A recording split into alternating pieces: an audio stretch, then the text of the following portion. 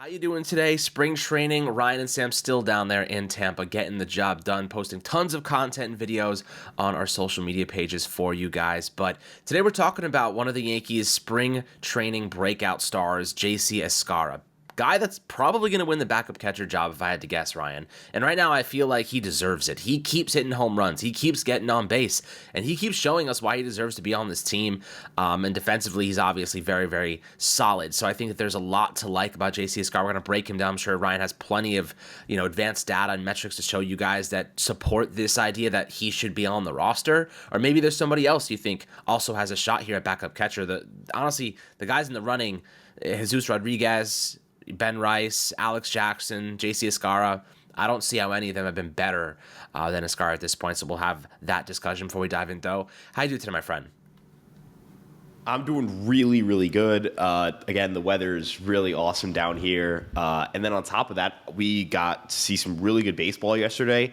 And one of the things we got to see was JC Escarra hitting a towering shot off of, very important here, a left-handed pitcher in Tanner Banks, who had a sub-4 ERA with the Phillies at the major league level. So not someone who is going to be sent to Double-A or High-A and never see the big leagues. This is someone who has been a big leaguer. He's been a big leaguer for a good bit. Philadelphia went out of their way to trade for him from Chicago last deadline. So I was really impressed with the swings we saw from Escarra. He's had a really strong camp. He's barreling the ball a good bit. He's making a ton of contact. He is an excellent defensive catcher. I was really impressed with the way he worked with Carlos Carrasco yesterday, because Carrasco kind of missed a lot of his spots early on. He had a walk early in the first, and Judge kind of erased that with a beautiful, beautiful toss at home. He hit a couple of guys, but Escarra was able to kind of rein him in. I feel like JC Escarra, as you mentioned, is kind of destined to make this team. His defensive abilities are incredible. Again, he is one of the best defensive catchers in minor league baseball. This is a guy whose makeup is off the charts. He is well respected in any clubhouse he's in. He is the definition of a grinder, and the batted ball profile, at least against right-handed pitchers, is truly excellent. So, Alex, I think that there is just a degree of separation that has formed between him and Alex Jackson. I think the path for Rice is clearly as the team's DH. He also went yard yesterday. Escarra has really, really separated himself with an impressive camp following a very impressive 2024 season at the minor league level. Absolutely. And before we dive into the rest of JC Escarra, I want to give a big shout out to our sponsor, BetUS. And today we're placing a bet. And Ryan, I think you're going to like this one. As long as he stays healthy, I think this could be possible. And I'm going with Devin Williams to have the most saves in the American League this year at plus 1,200. Now, it's kind of interesting. They have Edwin Diaz at plus 600, Emmanuel Clase at plus 600, Ryan Helsley at plus 1,000, and Devin Williams over at plus 1,200. But because he's a Yankee, we're going to have to ride with him, putting $25 on there to see if we can get a little payout. I think it's about 300. So nice little payout if you're a Yankee fan, thinks Devin Williams can stay healthy. And obviously this is definitely a good opportunity to maybe make a few coin. And don't forget, 150% bonus on your first deposit and 225% bonuses on your second and third deposits up to $2,000. Fastest payouts in the sports book industry. And obviously they have live help anytime you need anything from them. So go check out BetUS Sports. Appreciate you guys. But back to JC Escarra. I mean, this spring, 29-year-olds, former Uber driver, is hitting the hell out of the baseball, man. Hitting 355 with a 394 OBP, 645 slugging rate, 18.2% strikeout rate, 6.1% walk rate, 162 WRC plus with 3 homers, and 7 RBIs. Now, I'll ask you this, Ryan. DH. Ben Rice, obviously another home run yesterday. He's hitting the piss out of the baseball, dude. Who is your guy? Like, who? I know even if I guess you could say Escarra wins the backup catcher job, Rice could still win a roster spot and be the DH. At this point, who do you think has earned the right? They could save a roster spot and just have Escarra do both, but do you think Rice should be that guy, even though, he's definitely he's starting to heat up in spring training a bit. His numbers are starting to rise over the last couple days.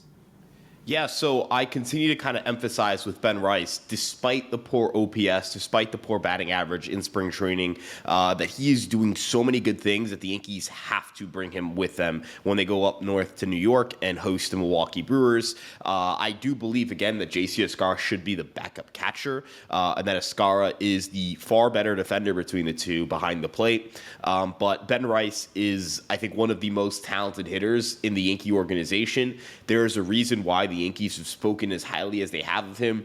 James Rousden has raved about him. I was around the minor league complex, and people I spoke to spoke very highly of Ben Rice when asked about him.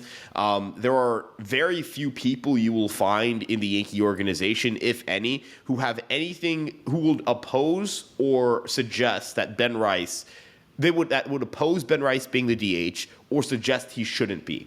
He should be on this team. He should start on opening day. His power is ridiculous. I mean, his 4 hardest hit balls in his pro career have come this spring. The addition to his mass through gaining some muscle, the seemingly I can't even explain it. He just kills baseballs right now. Like, he's killing the ball. He's hitting the absolute crap out of the ball. Yesterday, he hit a home run at 111.6 miles per hour. That's the 3rd hardest hit ball ever recorded for Rice in his pro career. Alex, that game actually dropped his average exit velocity to 97.1 miles an hour. Like, that's ridiculous. That's insane. His 90th percentile exit velocity thus far is 111 miles per hour. This was something that Driveline's hitting coordinator Tanner Stokey posted about. That would be like Aaron Judge, Shohei Ohtani territory. Like, that's it. Look, it's too small of a sample size to say that he's got Aaron Judge, Shohei Ohtani raw power, and he doesn't. But, like, he's got 70 to 75 grade raw power right now, just based on what we're seeing in spring training.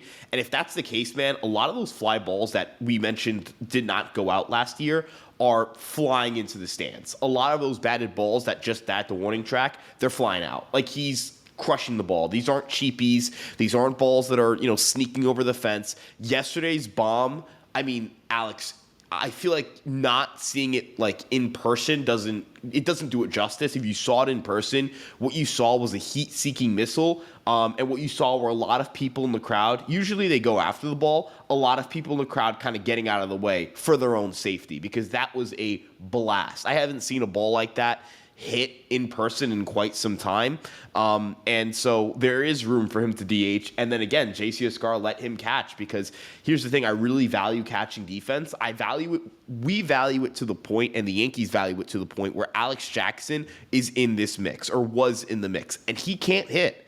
That's how important defense is to the Yankees. Ben Wortvet is someone who really couldn't hit through his first few years, and the Yankees were very persistent that he was someone who could be a big leaguer. Injuries, unfortunately, cut his time short here. Higashioka was someone they were very patient with offensively, despite poor strikeout rates and poor batting average numbers because of his defense. He eventually kind of blossomed last year into someone who could hit for some serious power. And then the last kind of example of this, I mean, Jose Trevino would have stretches where he was utterly useless at the plate. It never caused the Yankees to really panic, because he's such a good defensive player. In the postseason, I mean, Wells was abysmal, and I had zero problem playing him every single day because he's a brilliant defensive player. So defense at the catching position is extremely valuable. If JC Escarra plays to his offensive projections, which says he's like a 70 to 80 WRC plus hitter, that glove is going to make him a valuable player. And I'm going to put this out here now. If JC Escarra was on a team with right-handed catchers only, and they didn't have like a good option, like let's say a team in the bottom half of catching projections, like JC Escarra would start for that team. That's how confident I am that he's going to be a productive big leaguer.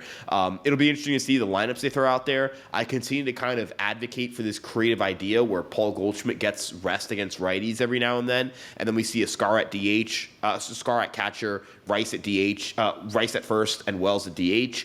That would give the Yankees, a defensive boost. It would give them a really nice boost against right-handed pitching, some insurance there, and most importantly, it would allow you to seamlessly throw Paul Goldschmidt into the lineup if a big pinch hit appearance came up. So, the Yankees, I'm not worried about their ability to hit right-handed pitching, and JC Escarra, who slugged 600 against righties at AAA last year, is part of that equation. He's part of why I'm not really concerned about that.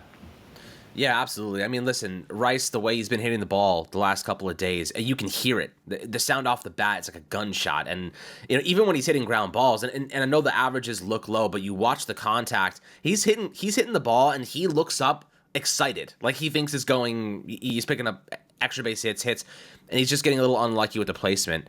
But those things tend to correct themselves, right, over large sample sizes. And he's making contact, and he's hitting the ball hard, and he's putting the ball in the air, and these are all things that we kind of want Spencer Jones to do as well. So, really excited to see Bryce kind of the advanced metrics suggesting that he's going to explode at some point. Those hits and those outs are going to start converting to hits at some point. More home runs. Maybe if he's a full-time DH for the first half of the year, this could be a guy that hits 15 homers, 20 homers for the Yankees this upcoming season, maybe more than 15. So I do think that, they should give him a nice little leash there. Like you said, look, Austin Wells can't play every day. He's going to play, 115 games maybe? Like, you need to have a good supplement behind him. Escarra is that, right? You don't need Escarra to DH because you have Rice, and then you can always have Rice play first base if you want to sit Goldschmidt, and Goldschmidt's been looking great. That home run he hit the other day was like a 450-foot home run. Absolute tank. Like, he still has that power there. Like, it's still in there. What have your thoughts been on Paul Goldschmidt so far? Because I know, a little bit older, definitely a little stopgap situation, but I've been pretty impressed with him offensively. I mean, yeah, like sometimes he doesn't catch up to the fastball, but he's still getting, still finding his groove. But so far, I've been pretty encouraged that we're going to get substantially more value from Goldschmidt, offensively and defensively, than what we've gotten since, with Rizzo and other alternatives over the last 2 years. Yeah, I mean, look, with Paul Goldschmidt, I don't, I'm kind of I kind of can come off as a little bit of a stickler when it comes to spring training results. But in the same tune as Ben Rice, looking at how hard he's hitting the ball, I mean, Paul Goldschmidt is destroying the baseball. He has an average exit velocity of 92.9 miles an hour. He's barreled 27.8% of batted balls. We're seeing the strikeouts kind of come down a little bit as spring goes on. As you mentioned, are you expecting Paul Goldschmidt to be the long-term future for the Yankees at first base, or even an option beyond 2025? No, but can you get, one solid year? I mean, the bar is the floor here at first base, and Goldschmidt's role in the offense has become increasingly more important with the absence of Giancarlo Stanton and the overall lack of offense against left-handed pitching. Paul Goldschmidt is probably like among your top 4 most important hitters this year. Like, if he doesn't hit and he can't hit lefties, you're in a really bad spot. You're going to get carved and kind of eaten alive against lefties. I was really impressed to see him hit a bomb off of Jackson Jobe, who throws ridiculously hard, has really good stuff. He was a 97-mile-per-hour sinker. Goldschmidt just tanked that ball 450 at 111 miles an hour, I believe. It could have been harder, actually. I might be wrong on that. But I look at Paul Goldschmidt, and again, was I a fan of the signing? No, and I want to sit here and continue to emphasize that wasn't a signing I was really that in on. And I only say that not to be like you shouldn't like Paul Goldschmidt, but to hold myself accountable. If he ends up performing well, like I'll wear that for sure. And I think everyone listening to these episodes deserves the ability to hold the hosts accountable and say, hey, you said this and that was wrong, and why were you wrong? What were you wrong about?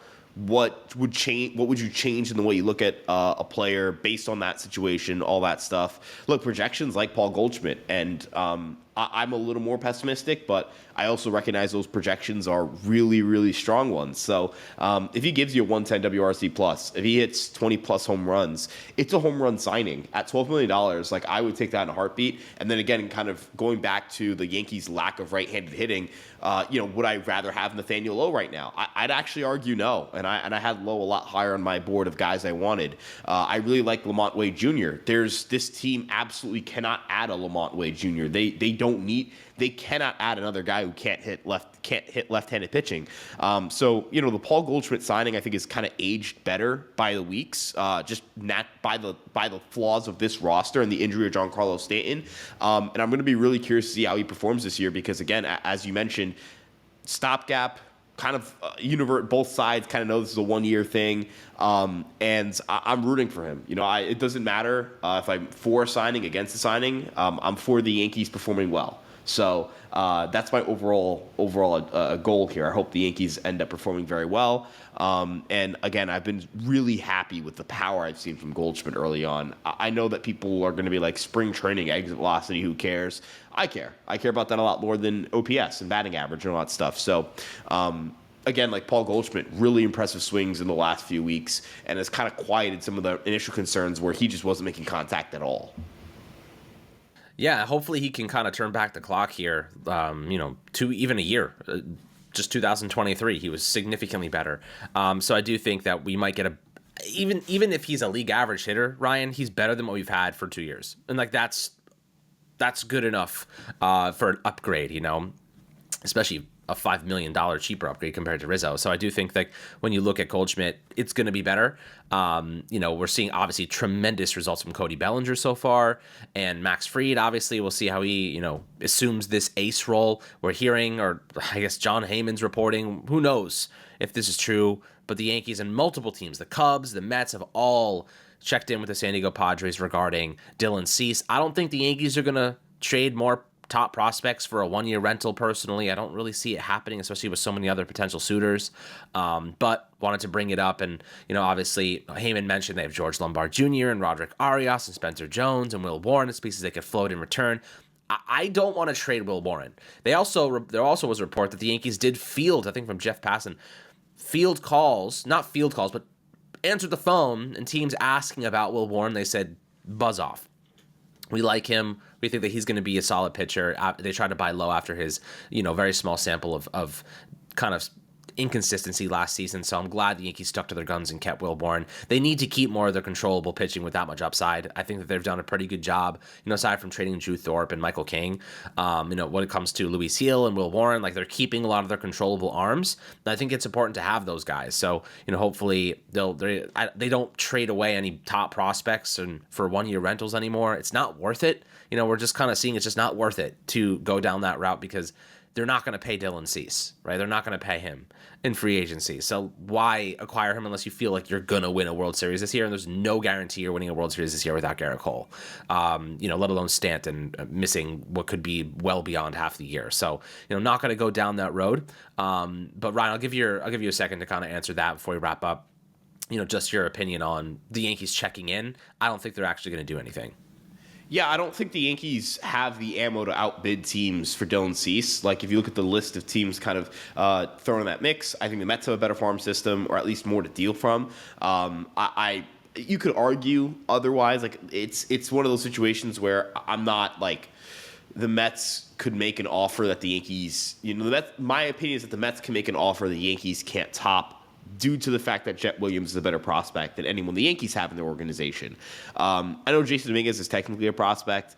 I don't see us entertaining a conversation of Jason Dominguez, so I'm kind of just pushing him out of like guys who could deal from.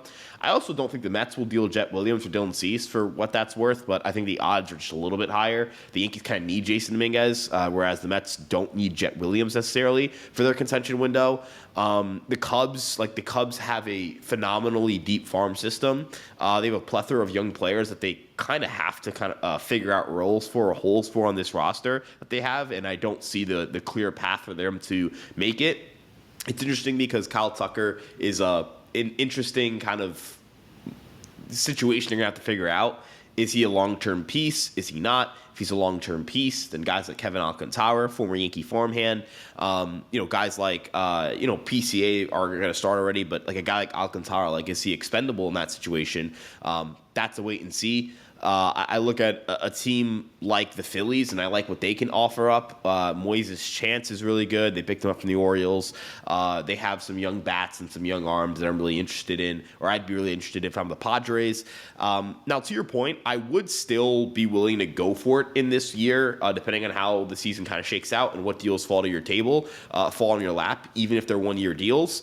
But again, I just don't see the Yankees doing that with a few weeks to go until opening day, making that big blockbuster move for Dylan Cease. And I also just don't see the Padres trading Dylan Cease. I know that they have scouts kind of all over the place, kind of watching games, but I think that's more due diligence. And I also think they could be deadline work. There's a lot to be said about how conversations in the offseason can lead to stuff materializing at the deadline and vice versa. Again, do I hate the Yankees for trading for Juan Soto and trading their pitchers? No, I would do that. Even with what I know now, I would still be man, a trip to the World Series, I kind of have to consider this. If you look at what the Yankees have in their farm system, it's a lot of newly drafted guys. I just did an article and posted it on Brendan Beck, who was drafted in 2021. He had 2 elbow surgeries. He's finally back on the mound. We'll see if he can contribute. He was someone they dubbed as a fast riser, someone they thought that was going to kind of climb through the system quickly. And I believe he would have had he not gotten hurt, because when he's pitched, he's been really good. It just kind of comes down to, for the Yankees this year, how their farm performs, because we've seen them take massive leaps. We've seen their farm kind of gel, stay healthy, and then boom, they're back in the top 10, or boom, they're back in the highly coveted status of this is a team that can trade for anybody. George Lombard Jr. certainly has potential to be a top 50 prospect. Saw him get a 100-mile-per-hour knock yesterday. I really, really like what I see from their arms. Josh Groves was someone who I didn't get to write about today, but I actually was blown away with how he was throwing the ball at the minor league camp. I wrote about Elmer Rodriguez Cruz yesterday. A lot of people in Yankee camp are buzzing about him, so that's a name to keep an eye on. We acquired him from the Red Sox. He reached 99 miles per hour this past year, so it's not me saying this farm sucks and that there's no upside, but a lot of these guys are coming back are unproven, or coming back from injury, or haven't hit what the Yankees believe could be their peaks. And so for those reasons, I don't really see the Yankees trading from that crop right now for Dylan Cease, a player who's probably not going to get moved, and if they do it, it's going to cost the haul. I can see it for a late season infield move, or a late spring infield move, and that really wouldn't cost a lot, like a John Birdie kind of trade. That cost them, I believe, John Cruz, and John Cruz kind of blows now, unfortunately. I think they also traded Kiner Delgado for JT Brubaker last year, who's another guy who kind of had a good FCL year for the Yankees and then fell off the map with the Pirates. So, I think it would be something more like that, like trading one of their FCL guys who don't really have room on this single A roster, and, another team saying, hey, we like what this guy could become. Hopefully he isn't a dud. We'll see if they're a dud or not, and the Yankees can get a stopgap infielder, someone to platoon with Cabrera, whatever it may be. I need to emphasize, though, they really need a right-handed bat. I'm almost more concerned about getting a right-handed bat than I am a starter, because Luis Seal should be back this year, and if Luis Seal's back, the rotation goes from to pretty good. And you'll actually know what you have in Will Warren and Marcus Stroman, which is pretty useful information to have too. No, this is a long tangent here, but TLDR, Yankees don't have the farm to trade for Dylan Cease or beat other teams' offers. And then the Yankees probably want to know what they have in their farm system before they start wheeling and dealing even more and killing that window. What if this team is bad, right? And you trade all those guys for Dylan Cease, and then you've got to recoup the value at the deadline. They kind of look like suckers after that. And he would cost you a George Lombard Jr. The Padres would not let him go to you without George Lombard Jr. And I'm not trading George Lombard Jr. for Dylan Cease right now. We'll see how that ages, because last year I said I wouldn't trade Spencer Jones plus for Dylan Cease, and what a bad take that ended up being. We'll see. We'll have some misses. We'll see if this one's a hit. And hopefully George Lombard Jr. makes you look like the smartest man on planet Earth by July. Yeah, all we can hope is he continues his development and gets better. He's 19 years old, already looking like an elite defensive player. Tweak some of his mechanics, looks tremendous, and I'm excited for his future. But yeah, I don't think the Yankees should be overly aggressive trying to get Cease. They need a right-hand platoon bat to help at DH and to help potentially at third base. So we'll see how they go about that. Obviously, Cashman's been kind of searching around, poking in the weeds, and we'll see if anything comes from it. But guys, always happy to hear your thoughts down below in the YouTube comment section. Make sure to like and subscribe as always, and a big shout out to our sponsor, BetUS. And we'll catch you guys on the next Fireside Yankees episode.